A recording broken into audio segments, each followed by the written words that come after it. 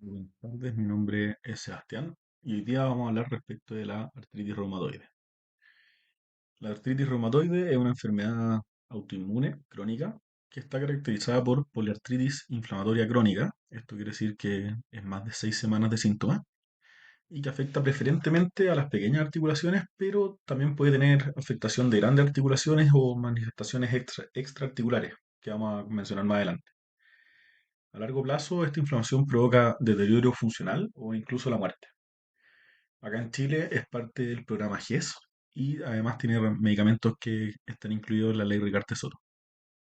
Es muy importante para el internista porque es una patología de alta prevalencia y que sin diagnóstico y sin tratamiento en el fondo conlleva una pérdida de la función articular, discapacidad e incluso la muerte, como comentamos. Debemos saber sospecharla, diagnosticarla y también tenemos que saber sus complicaciones. Aproximadamente entre un 0,3 y un 1% de la población tiene el diagnóstico de artritis reumatoide o AR, como la vamos a abreviar de ahora en adelante. Afecta más a mujeres en una relación de 12:1 y se considera de alta carga a nivel social, tanto en el punto de vista económico como en el punto de vista de salud. La epidemiología precisa varía según la población y, por ejemplo, los nativos americanos tienen hasta 10 veces más prevalencia que otros grupos. La prevalencia estimada en Chile es de un 0,4% y con un predominio mucho mayor de mujeres respecto a hombres, de hasta 6:1.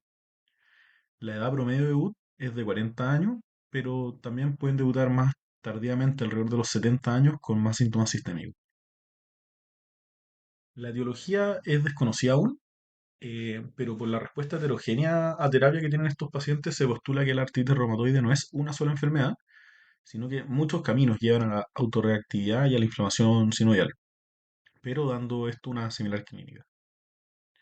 El factor de riesgo más prominente es el genético, y vamos a destacar la presencia del HLA-DR beta 1 con su región hipervariable que se denomina el epítope compactivo, que es fundamental en esto de la R, ya que este asocia a mayor riesgo y gravedad de la artritis reumatoide.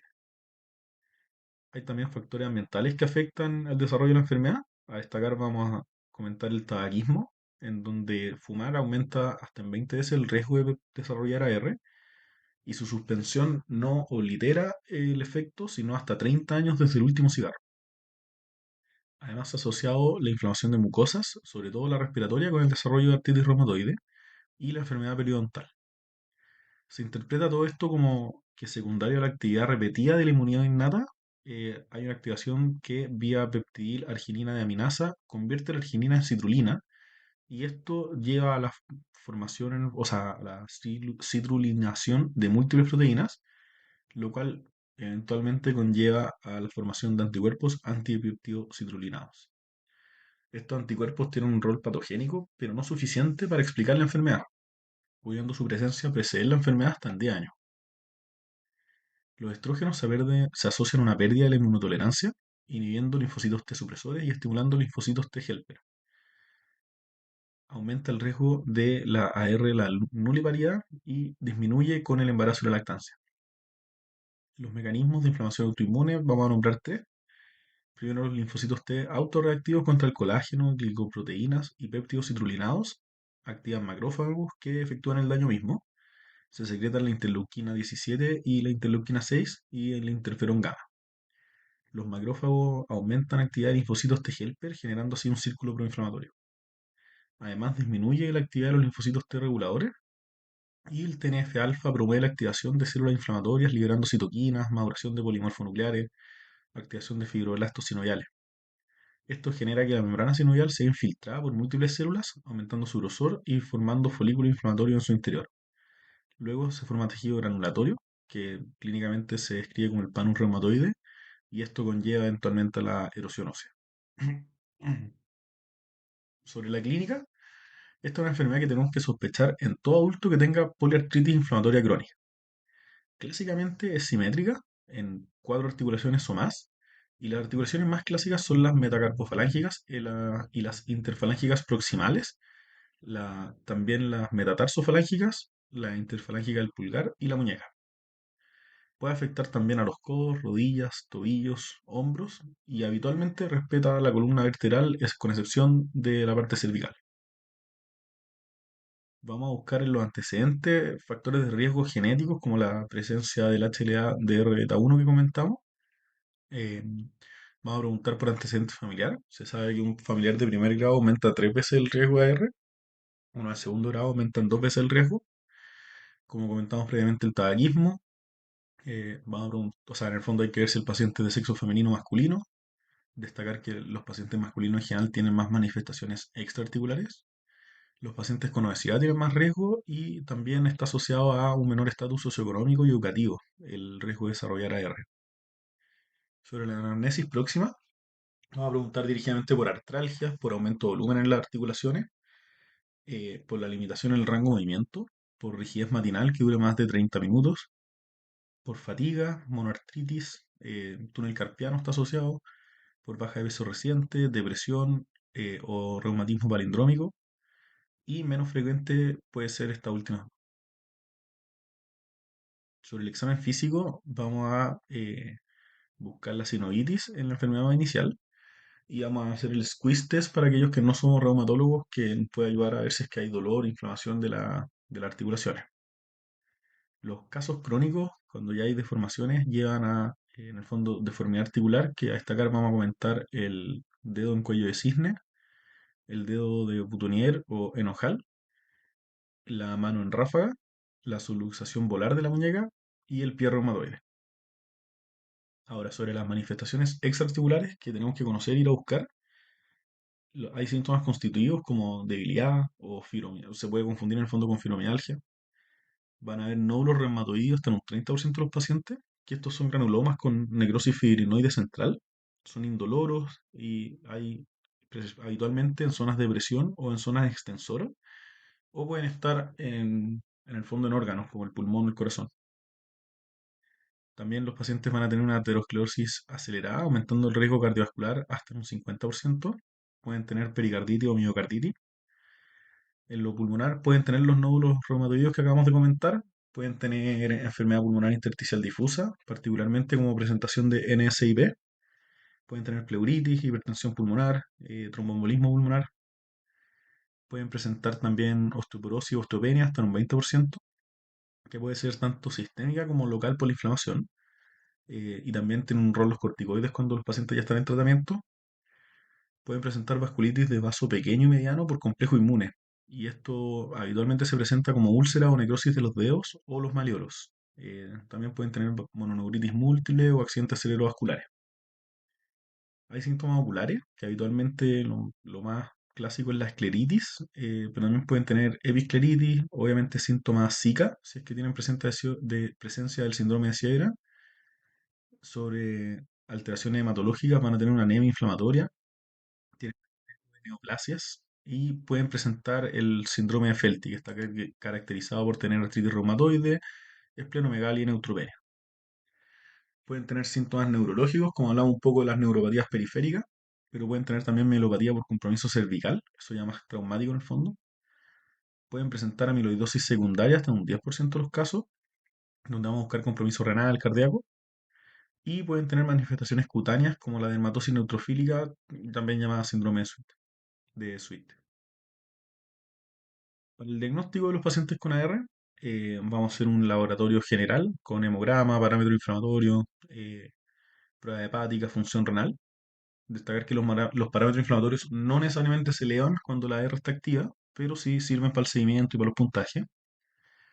Vamos a solicitar virus B y C, en el fondo patotropos, y además vamos a pedir un PPE o un cuantiferón, porque eventualmente vamos a usar inmunosupresores o inmunomoduladores como el metotrexato. Eh, Sobre las serologías dirigidas de la artritis reumatoide, el más antiguo en el fondo es el factor reumatoideo, es un anticuerpo IgM que está dirigido contra la porción FC del IgG. Eh, Se presenta aproximadamente en un 80% de los pacientes con artritis reumatoide durante toda su evolución, pero es bien poco específico. Se describe que hasta un 10% de los pacientes sanos o también en pacientes con enfermedad, con endocarditis infecciosa, con lupus, con crioglobulinemia, pueden tenerlo presente. Así como también muchas otras patologías inflamatorias como VIH o enfermedad mixta del tejido conectivo. Es más frecuente la presencia de este anticuerpo a mayor edad. La diferencia es que en AR es altamente mutado por un proceso inmune guiado por antígeno en vez de una activación policlonal. Es más específico a títulos más altos y en general se asocia a un peor pronóstico funcional y radiológico del paciente. Los otros anticuerpos que hay que comentar, que son los que hablamos un poco en la parte de fisiopatología, son los anticuerpos antipéptido citrulinados o anti-CSP, como abreviación. Eh, en el fondo estos anticuerpos están generados por el proceso fisiopatológico que comentábamos previamente. Es más específico que el factor reumatoideo, tiene una especificidad del 96% y tiene una sensibilidad similar, entre un 70 y 80%. Nuevamente se repiten como falsos positivos el lupus, otras enfermedades inflamatorias como la tuberculosis, la artritis psoriática, etcétera. Ambos anticuerpos son complementarios. Su sensibilidad y especificidad aumentan al combinar, pero se sabe de todas formas que pueden salir negativos en hasta un 50% de los pacientes y con el seguimiento en general tienden a positivizar, pero se describe que un 20% de los pacientes van a mantener los anticuerpos negativos, siendo así los, la artritis reumatoide seronegativa. En caso de que uno tenga la duda y quiera como cerciorarse el diagnóstico o quiera confirmar los anticuerpos, se recomienda repetir la serología en 6 a 12 meses. Una vez que uno confirma el diagnóstico en el fondo, no hay que repetir los anticuerpos a posterior, porque la verdad es que no sirven para el seguimiento.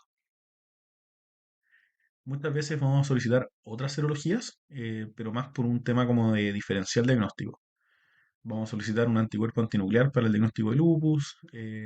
Sin embargo, se sabe que hasta un 30% de las artritis reumatoides tienen ANA positivo, pero van a tener anti-DNA y anti-Smith negativos.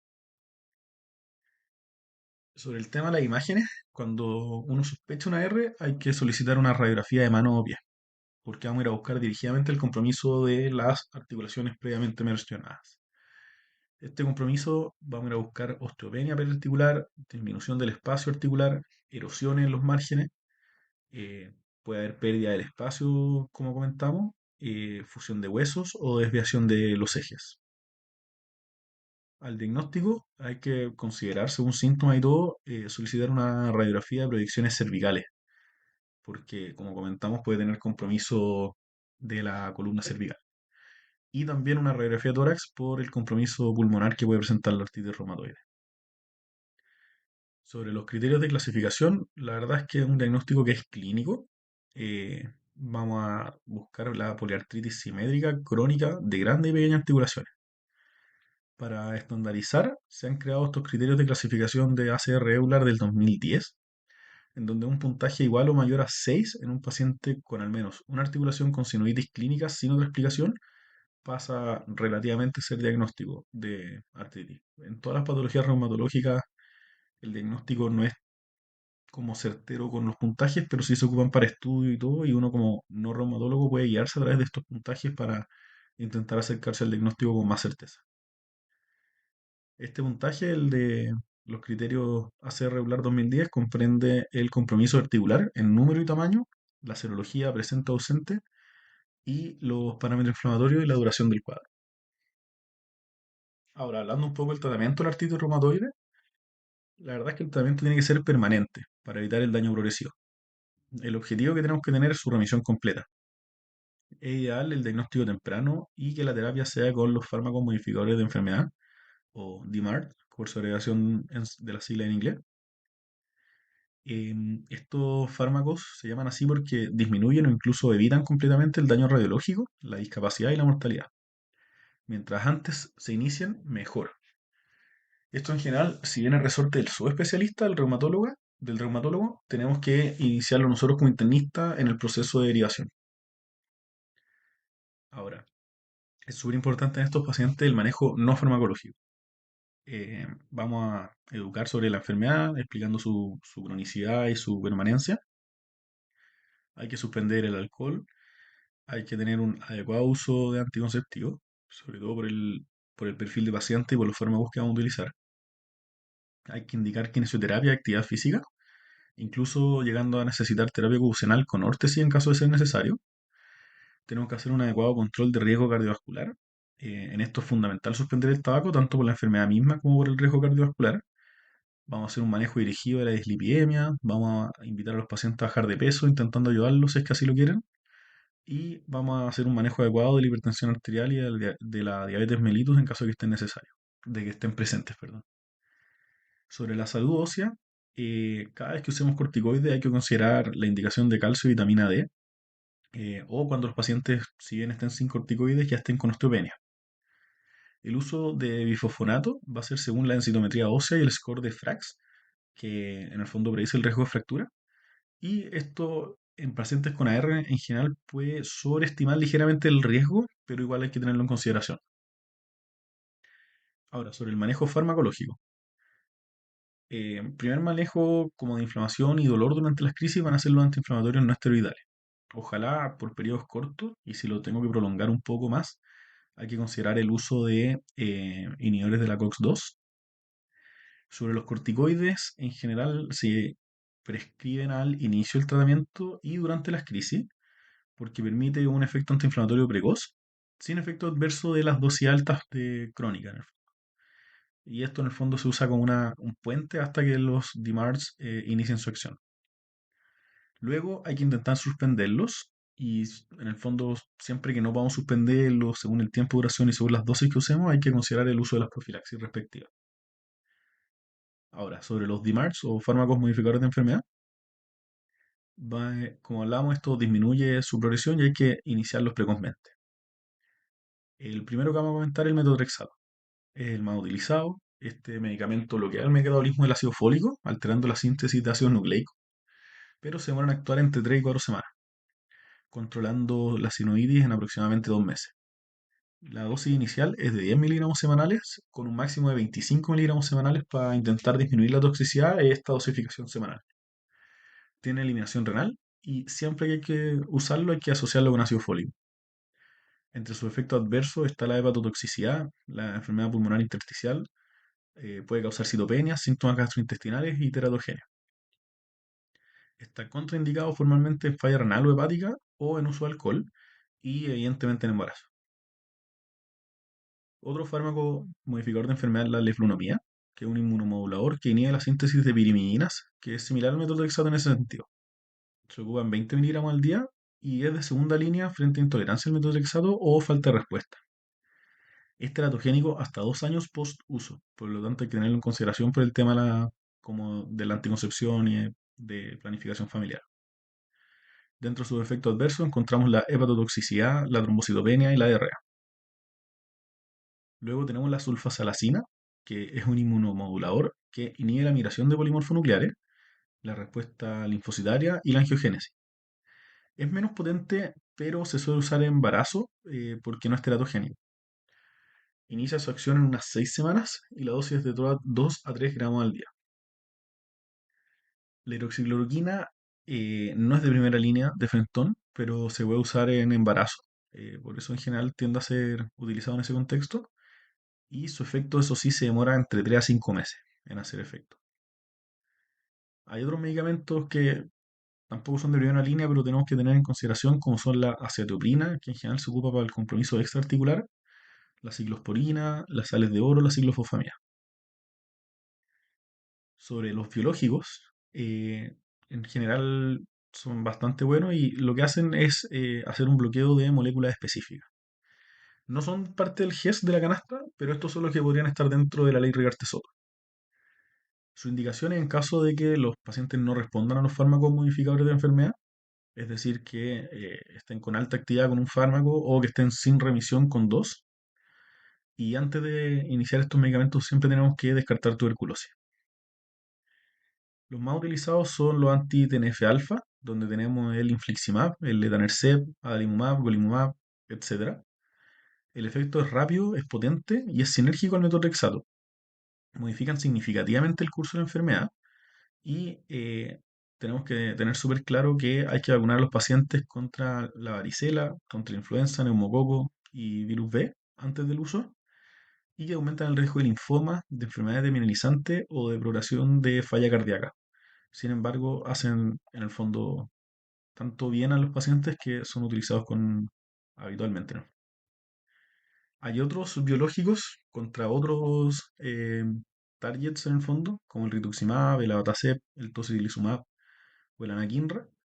eh, y hay algunos medicamentos que son llamados moléculas pequeñas, que por ejemplo está el inhibidor del JAK, el tofacitinib, perdón, que aumenta el riesgo de varicela zóster, de enfermedad renal aguda, de anemia y, y también de riesgo tromboembólico. Todo esto ya es parte del resorte del subespecialista. Para el seguimiento de estos pacientes, vamos a tener una meta terapéutica que es la remisión clínica o un bajo nivel de actividad que sea aceptable. Para esto se consideran el número de articulaciones dolorosas, inflamadas, los parámetros inflamatorios y la evaluación global de la salud. Hay varios scores en nuestra práctica en la católica, el DAS 28 es el que uno más ve. La verdad es que tiene algunos peros, por ejemplo, que no incluye los pies. Y en la definición de regresión, según la ACR, esto es para tenerlo claro, es que los pacientes estén más de 2 meses sin rigidez, estén con menos cansancio, dolor articular, sinovitis, dolor a la palpación y que los parámetros inflamatorios estén normales. El pronóstico de estos pacientes es que un 50% está con discapacidad a los 10 años y un 80% con cambio radiológico a los 2 años si es que no están con terapia. Según el tratamiento precoz y agresivo de los fármacos, es que cambia este pronóstico y con terapia hasta un 85% de los pacientes logra remisión.